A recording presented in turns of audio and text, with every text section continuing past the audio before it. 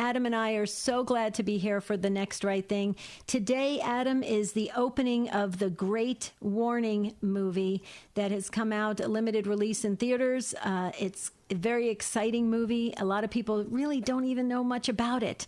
So we decided for this two-part The Next Right Thing, today and tomorrow, we brought back to Morning Joy our dear friend Ted Flynn. So we don't want to waste any time, Adam, so please reintroduce Ted. Sure, Deb. So, welcome back, Ted. We're looking forward to getting some authoritative material on Garabandal and the warning and the great miracle. So let me just quickly run through for everybody to remind them who Ted is. So Ted has been involved in various apostolates for over 47 years now. In 1979, he was involved in the National Prayer Breakfast. In 1984, he and his wife co-founded a crisis pregnancy center. In 87, he and his wife founded Teen Choice, a program designed to teach teen chastity. In 88, they started the Signs of the Times, which has been teaching the faith for 34 years. He's been involved in the International Week of Prayer and Fasting for the last 30 years. In addition, he is the author of a number of wonderful books. The Thunder of Justice, a book on the major apparitions of the Blessed Mother. Hope of the Wicked, the Master Plan to Rule the World, which is a bestseller on the New World Order. Idols in the House, a book that shows what happens when a nation abandons God and the First Commandment. The Great Transformation, Finding Peace of Soul in Troubled Times, a book showing where the culture is headed and how believers can respond. Diabolical Disorientation, the Roots of the Crisis in the Family, the Church, the Nation, and the Culture. The Great Reset, the Globalist Plan versus Heaven's Victory, and then Garabandal and Its Secrets, which is a very in-depth book on the warnings and the miracle of Garabandal, like nothing before in history, two supernatural events that will change the world, the global reset, heaven's reset on their terms. Then Garabandal, the divine reset, the warning and the great miracle. And finally, Deb, and this is what's exciting right at the time that this movie is coming out, Right. He has a new book called Garabandal, The Warning and the Great Miracle on sign.org. People can also get that book on Amazon.com. That's sign, sign.org. And just to remind our listeners that the movie is being released today and tomorrow. It's a limited release around the country. I presume around the world. I believe it's also in Spain and other places. Bella Dream Films has produced it. So please, we wanted to be right up to speed on what's going on. So Ted is the best person to give us the history and to really unpack what we are about to see on the big screens. So, Adam, I know you join me. Welcome back, Ted Flynn. Thank you very much. Well, we're so glad you came to the Morning Joy listeners again, because they absolutely love when you visit us, because you've done it a couple times. And with the movie being released today, The Great Warning, it is based on the book, and we'll talk more about that. But can you please give us again just a brief history of Garabandal and the other Marian apparitions that relate to this exact documentary, that maybe it could help us understand it better, of why this made it to the big screen? Well, I think it made its way to the big screen because it's in my opinion now, and naturally I wrote a book on this, and I became familiar literally with Garabandal in 1984 with a friend that I met at church, and we've been friends for decades now, where his father-in-law personally knew Joey Lomangino family quite well. So I've been around it now. I haven't seen the movie, and nor has maybe except a few people. So I'm not sure exactly what's in it, but I know the general content. And I guess to get to, a couple of sentences in background, Garabandal, Spain is in northwestern Spain. It's about an hour drive, give or take, from Santander, which is a major city up north, beautiful city right on the Bay of Biscay. And Santander is actually the third stop in the Camino, that goes all the way to Santiago de Compostela. So it starts in France and goes all of the way, to Santiago, all of the way to the northwest. And so it's where the Blessed Mother appeared from 1961 to 1965. I originally spoke, and have for years, that the Blessed Mother actually appeared 2,000 times there. I've actually heard it could be up to 3,000 times. And if a person can understand the reason for that discrepancy, it's because, first of all, it was over 4 years and 4 months that she appeared. Sometimes she would appear for just minutes with 1, 2, 3, or all collectively 4 of them. And sometimes they would talk all night as a mother to children. It was a friendship basis. They loved seeing her come. But, if you go back to northwestern Spain in 1961, they didn't have a motor with a moving part in the village. I mean, I'm not going to use the word primitive, but it was extraordinarily simple, where, they didn't have central heat. It was just a very, very simple life. So, when the Blessed Mother appears in a small village like that, you don't exactly have a scribe, and it's not an organized situation because it had never happened before. So the fact of the matter is, it's really not ever known how many times she actually appeared there. But I've heard just recently from people living there, especially since the books come out, I've gotten involved in it even more than before, but it could be right around 3,000 times. So this was also simultaneously pretty much when the Second Vatican Council was taking place, of all of the sessions of Vatican II in Rome. So it was very much contemporaneous and nearly simultaneously to that, if you look at all the sessions of when Vatican II started and when it ended, and when Garabandal started and when it ended. So it wasn't dead center of it in each end of it, but it was a very significant time in church history. Now, Ted, I'm thinking something that I imagine a lot of listeners would be thinking or wondering, and that is the content of those messages, given so many hours of discussion between them. To compare and contrast that to Fatima, which was real focused on very specific things, and the messages were relatively brief. And then we've got, and there was a limited number of them. Then we have Medjugorje, which, the Vatican has said at the beginning was valid, and maybe it's questionable after that. But we have brief messages coming on a regular basis for a long time. But here you're describing something different, which is really extensive interactions with the children. I'm wondering how much of that is messages for the world, how much of it was like formation for the children, or was there just casual conversation? Adam, that is a great question. It's very, very perceptive on how these things take place. The fact of the matter is, I have literally 4 bankers boxes filled with old VHS tapes, all the way back to the 80s that I frankly just tossed. DVDs, books, magazines. I have probably somewhere near 150 to 175 of the Garabandal magazines, which, used to be called Needles when it first started, and it was literally started with mimeograph. There's a word that only older people will know.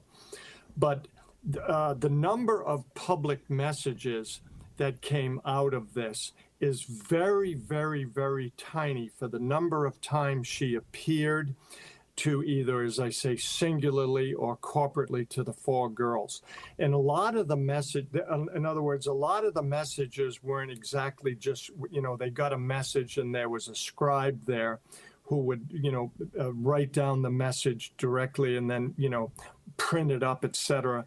It was a very loose configuration of how the whole thing started, and it wasn't this organized thing in a very, very simple village. And a lot of the messages that I've found over the years that I've studied, a lot of them have come out anecdotally to certain authors, which is a little surprising. But there's one book that is the absolute Bible of this. It's by a Father Pescara, OFM, who is kind of the definitive source on it.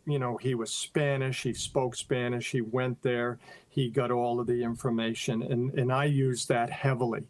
I bring in other aspects of it from different people like Father Pelletier, who was a professor at Assumption College in Worcester, as well as some other people, books by, called The Village Speaks. So I guess the shorter answer to your question is there weren't messages that all, except really what I call the bookends, like the Night of Screams, which are two, and then, the one of the cup is filling up and now it's flowing over, which really isn't the content of what this show is about. But a lot of the messages have come out anecdotally to different people at different times. I just want to remind our listeners, Adam, when you agree that this movie, this documentary is coming out today in the U.S. and tomorrow. Also, about a week ago, actually almost 2 weeks ago, it was released in Spain in September, at the end of September, and it's going to be released the first week in November in Mexico. So it's the Great Warning 2024 movie. There's other Great Warning movies. So this is the one produced by Bella Dream Films. By the way, Adam, let me just ask you, are you planning on seeing the movie? I'm going to see it when I have time, Deb. We're so busy with our new case right now and some other pressing matters, but I do want to see this because I want to understand more about it. Me too. And I want to be able to put it in context with the other Marian kind of messages and how Mary has touched history before. Right. Ted, something jumped out to me in what you said, and I imagine a lot of people are on the edge of their seats saying, wait, what was that?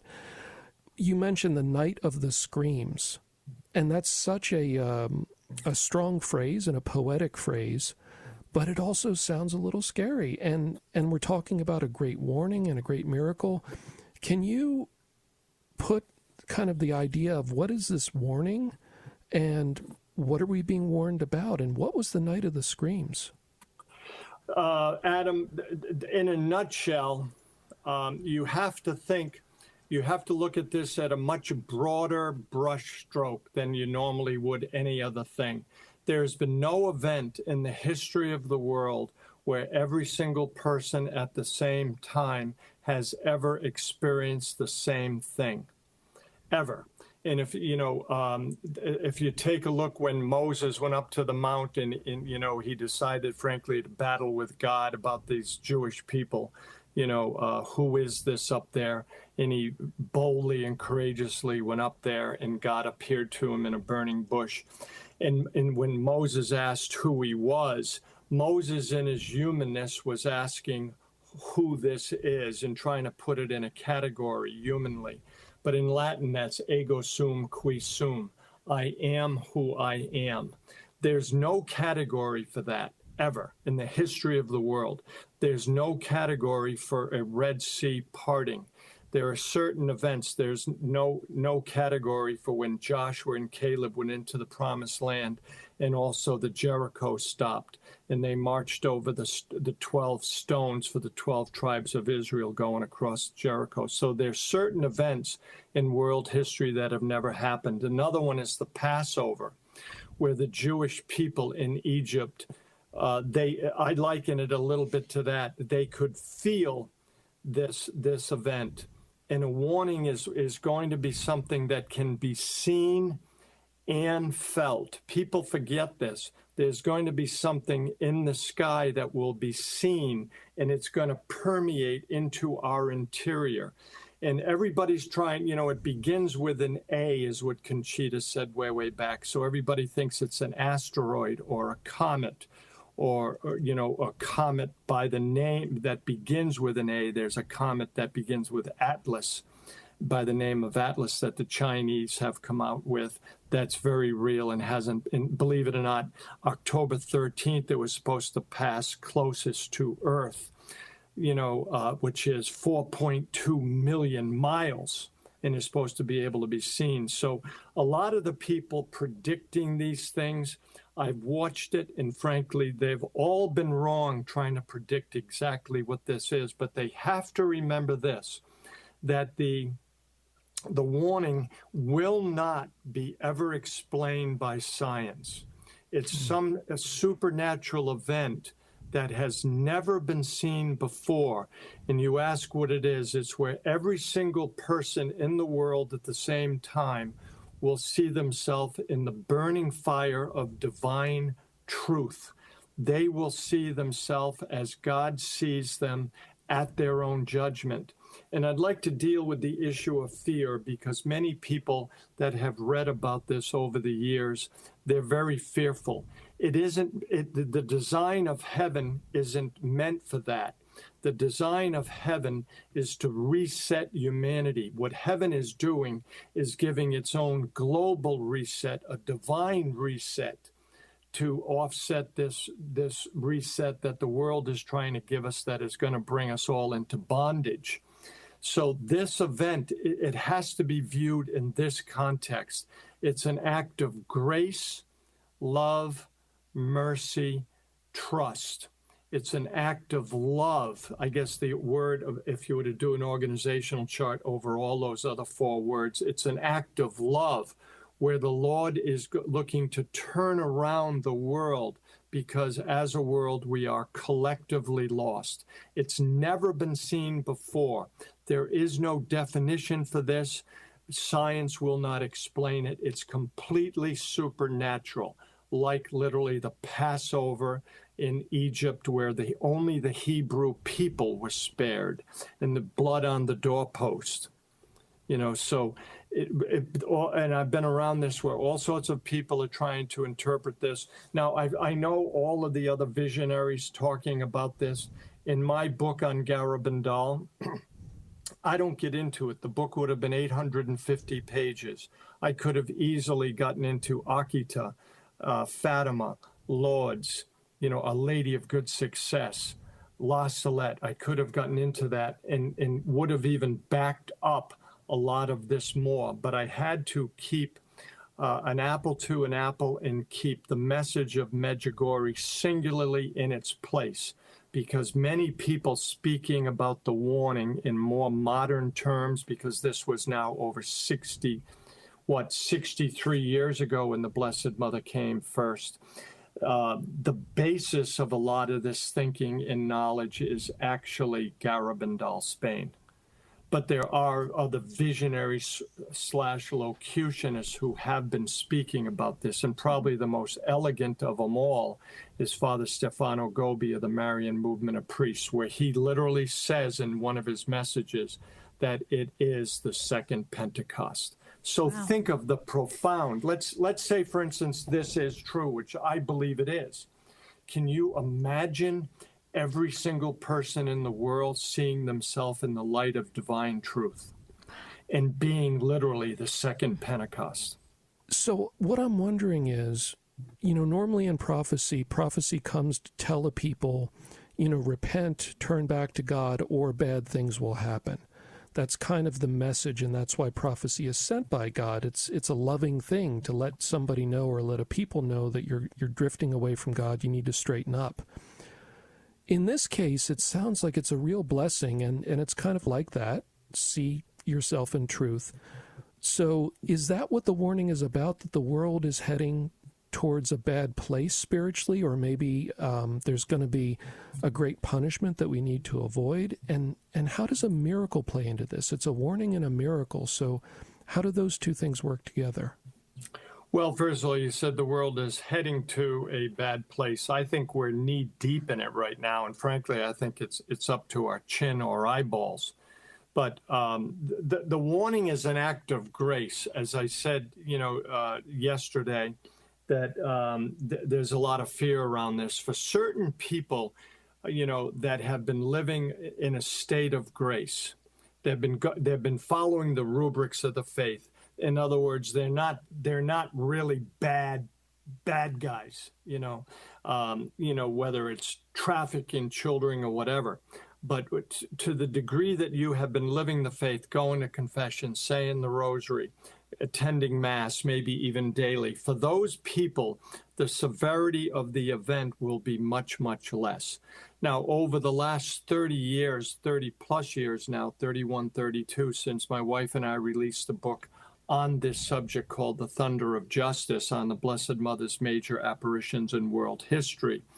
The heart and soul of the book was the warning and the miracle. So we wrote it in 93, and we released it, and it took us 5 years, where we had compiled a lot of the information on this from various mystics, including even people like Saint Faustina and other people. But it has to be viewed, the warning is one event of what I call like 3 acts in the same play. The first is going to be the warning. In the book on Garabandal, I almost called What Just Happened and What Happens Next, because I was talking to Tim, the producer, before we came on, that if Tim were to go to the biggest mall in his city and ask 100 people what the warning is, my guess is not a single person would know. But after the warning, there's going to be a tremendous interest in what just happened. But I wanted Garabandal, frankly, in the title rather than what just happened and what happens next. So, you have to give an idea of what a book is about. But it's going to take the world by surprise because, by and large, this is a very Roman Catholic theme. And when you start getting into the role of the Blessed Mother in, quote, unapproved apparitions, although there's been 7 bishops, in Santerre that have all left it alone, but the dicastery under Cardinal Fernandez has just put this into the curator phase or category, just, as of just, 3 or 4 weeks ago. Meaning, public devotion is acceptable. And, so it's not approved, but, after the warning within 1 year, now there's many mystics that are or locutionists that are predicting a certain amount of time. I don't do any guessing in this book. I just give the messages as they were relayed by 4 young girls, 11 and 12 years old, in 1961 to 1965 in Garabandal, Spain. So I stick just to that script. I could have gone off into the wild blue yonder with all of these other apparitions, but didn't intentionally, to keep it pure to what was said there. So, whatever any other people are saying about timing or whatever, I don't get into that. I have a lot of personal opinion on when it is. But we also know in terms of the events, we're not quite there yet. I decided to do the book because there was a prophecy. After all these years, I decided to do it because there was a prophecy that the events would happen when a pope comes back from Moscow. Now, we know Pope Francis has wanted to go there. I get into that whole story in the book. He hasn't been there yet. He has to be invited in, allowed in by Putin, a Moscow patriarch can't invite him. He needs permission from the president of the country. And so that hasn't happened. And it also said, that the world would be communist near the events. Now, we're not there quite yet, but we're definitely moving in that direction because communism in political philosophy doesn't necessarily have to be violent, but it usually is because communism usually needs to eradicate anything to do with faith because it's contrary to, in essence, the Communist Manifesto of Marx. So, we know we're getting closer, and there was a nun by Sister Nieves, who was a headmaster at the school, boarding school that Conchita went to in Burgos, Spain, where she heard Conchita say that the events would happen after a synod. And it was said, "You mean a council?" And she said, "No, a synod." Now, we know the synod is going on right now. We're in the 3rd year of it. When it first started, it was a 2-year synod. Francis pushed it out to 3 years, and literally this month of October 2024 is the 3rd year, and I think it goes to October 25th. of which it's I think it's like 23 or 25 days. So we know that that's going on, and also it comes very close to, we know we're getting closer to the events. Okay, so it sounds like it's going to be a point of conversion for people. I imagine a lot of people are going to be running into churches if this happens. I know I would, and I will if this happens, because I'm going to be seeing my own sins, the way God sees them, and we all rationalize and we all, excuse ourselves. And so it sounds like it's going to be a point of conversion for a lot of people that is needed as the world drifts away from religion. Briefly, because in about a minute or so, minute and a half, what is the great miracle? I understand the warning now, but what is this great miracle? Okay, that's the elevator speech. I don't think I've ever spoken about the miracle in a minute, but I'm gonna give it an awful good try. The miracle is another supernatural event within 1 year after the warning. Now that's Garabandal. Other people putting it at different times. I don't. Maybe, could be, yes, never say never, never say always. But within 1 year after the warning, between the months of March, April, May, or June, and a lot of people are putting it at April, and that's their prerogative. Maybe they're true. There's going to be some sort of miracle at Garabandal specifically. Now, and we're told that there's a lot of data points on when this miracle will take place, with all the surrounding events that what will be happening in the world. You will be able to see it, televise it, but not touch it. It's never happened also in the history of the world. It's another event that is completely supernatural, that has never been seen. So people saying specifically what it is, maybe they're right, maybe they're wrong. We know from Sister Faustina, or Saint Faustina, she talks about the cross in the sky, and where the wounds of Jesus were will go out to the entire world. Mm-hmm. And the world will see those rays from the wounds of Jesus hanging on the cross. Adam, I think it would be wise for us to try and go see the film, The Great Warning. It's out in the theaters.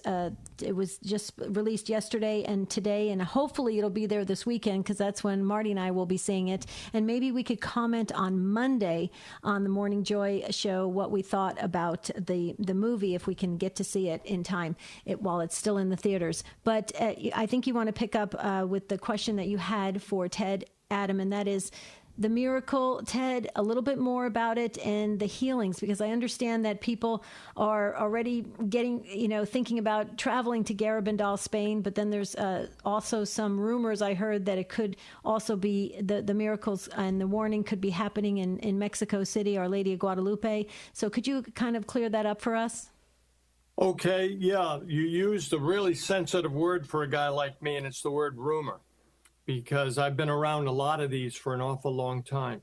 I'd like to first say that, I forgot to mention earlier, or even yesterday, that Pope John Paul II, in his encyclical on the Rosary, he literally had a phrase in his encyclical that only a divine act can reverse the trend of sin in the world. So he literally talked about the only thing to reverse this would be something divine, because as a world, we're collectively lost. So again, back to like 3 acts in a play. There's a warning, there's a great miracle, and then, which we didn't mention earlier there, after the great miracle is something called a permanent sign that will be left at Garabandal. So let's deal, I guess, first with the issue of a rumor. To state apples to apples in what was said at Garabandal, what was said there is anybody who travels to Garabandal, Garabandal, Spain, will be healed. That's what was said there. I've heard, because, what will happen if you can't get there. You're immobile, you're in you've got spina bifida or whatever, nobody can bring you, you don't have the resources to go, you can't even get on a plane. So, all I can say is what was said there, and I can't get into conjecture or my own predictions, but I do believe this. I'm going to go out a little bit on a limb, that I believe God's grace is so great there throughout the entire world. Those that would want to be there, almost like baptism by desire, will they be healed? I don't know, because it said those who journey to Garabandal will be healed. And there's a lot of things spoken about specifically, about the miracle. I could hit them really, really quick because of a real time. But the Blessed Mother said it's going to be the greatest miracle ever performed by Jesus for the world. It is supernatural and has never been seen before and will not be explained by science. Again, a lot of people have predictions of what it is. I don't know what it is. I mean, you can surmise based upon what other people are saying, but Garabandal has never said it. It's supernatural, won't be explained by science, and is never seen before. So so that's that. Padre Pio has seen the miracle before he died. The reigning Pope will see the great miracle from wherever he is. The miracle will occur on a Thursday evening at 8:30 p.m. Spanish time. It will happen between the months of March, April, May, or June. Now, that's what was said there in 1961, but now a lot of people, through anecdotal stories of what was said, not said, innuendo, making it up, extrapolating, I don't know, but a lot of people are saying April. And it will be on the feast of a young Eucharistic martyr. It will last only about 15 to 20 minutes. It will be seen in the sky. This is the miracle, as well as we know the warning. All of those in the village and the surrounding areas will see it. Now, Conchita, who knows the date of the great miracle, will announce it to the world 8 days in advance. Now, here's a real big one. Sinners and non-believers will be converted. The incredulous will believe. Russia will be converted after the miracle. So the miracle will be Eucharistic and Marian. So, we have some data points on this that are fairly significant to literally say 8:30 p.m. in Spanish time, on a Thursday. That's pretty significant. And it's going to be on the feast of a young Eucharistic martyr. Now, there's been a parlor game for many, many years of people trying to predict a young Eucharistic martyr, St. Hermenegilda, St. Tarcisius, it goes on and on. But if you were to look at the anthology of Eucharistic or martyrs all of the way, for the first 400 years under Rome, I think it's going to be somebody fairly obscure, is my gut. So, Ted, you mentioned that Conchita will announce this. So then at least Conchita is still alive from the visionaries? Yeah, she's 75 years old. Okay. Are any of the other children alive? You never tell a woman's age unless it's around Garabandal. Are any of the other children alive?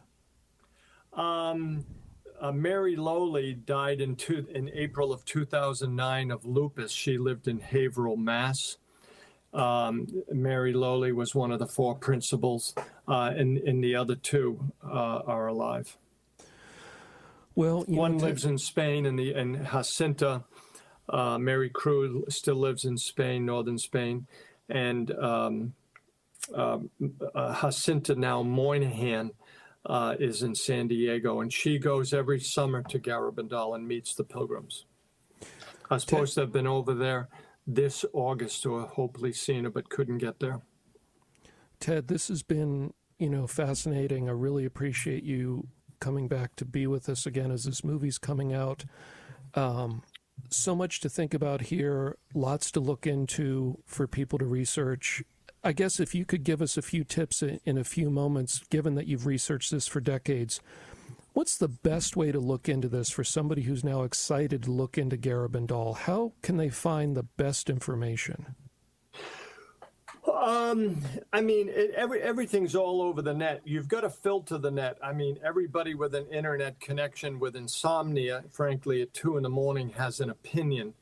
There's a lot of material out there that I personally believe is false from people who have an agenda. I didn't in my book. I specifically just stuck totally with what was said there. But, you know, as you read about this, I mean, I have probably interviewed and met over the last 32 years since I started the book, over 30 people now, and I've met 3 now since I released this book that have told me that they experienced the warning. Now, we're really limited on time, so here's my last thing. Mm-hmm. This event was the single greatest thing that ever happened to them that they could ever conceive of. And every single person that I have spoken to, it has totally turned their life around for the better, and they were thankful for it. Some had a difficult time with it, but in the end, they were thankful for it, and they saw it for exactly what it was, grace. Wow. Ted Flynn, you are awesome. So rather than searching the internet, we suggest you get Ted's book, Garabandal, The Warning and the Great Miracle. Best place to get it, Adam, real quick? Sign.org, SIGN.org. Thank you for listening to The Next Right Thing with angel specialist Debbie Georgianni and religious demonologist Adam Bly. Debbie and Adam are daily contributors to the live radio program Morning Joy, hosted by Keith Downey every weekday on the Guadalupe Radio Network. For more authentic Catholic content, go to grnonline.com/joy.